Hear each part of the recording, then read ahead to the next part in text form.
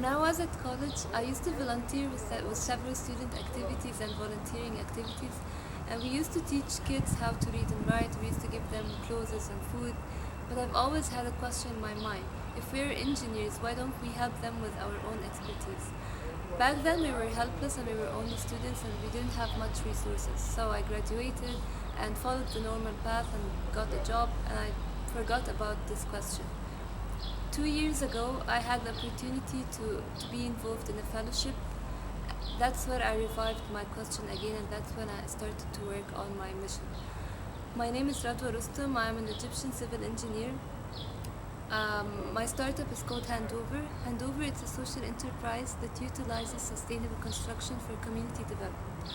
Our main focus is on housing solutions and building community structures that are beneficial for the community. Our model is very collaborative.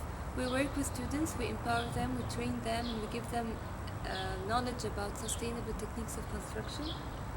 At the same time, we work closely with the local community. We give them also knowledge about the techniques that we're building with, and together they design and build the structure that they will live in. At the same time, also we collaborate with local NGOs, we collaborate with private sector companies and universities, so that all the segments of the community are involved in our projects. What makes us unique is that, first of all, we're adopting and we're reviving sustainable building techniques that were used a long time before. We're depending on local materials, cheap materials, to be able to construct resilient and affordable housing solutions for underprivileged communities. The second thing is that we're adopting also the development concept rather than the charity concept.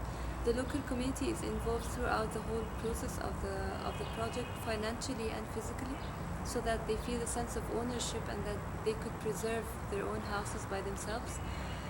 The third point is that we're adopting the participatory approach, so that different segments of the community are working together. Each one is handing over something that they are aware of, whether financially, whether their effort, their time, their knowledge about the issue, and their knowledge about the solution.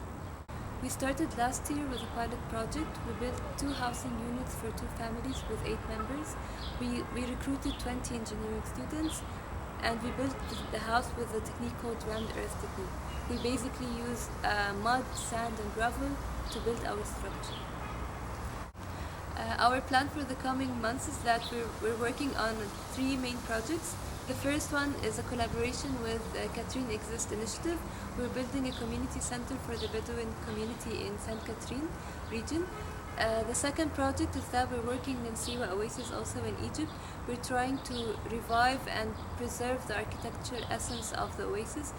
We also have several partners from the private sector, such as Ecoman Studio. Also, we're partnering with Alexandria University and the local municipalities and local NGOs. The third project is that we're working in Lebanon with the refugees. We have a Lebanese partner. We're trying to implement and design a shelter for the refugee camps in the Bekaa area in Lebanon. Thank you so much.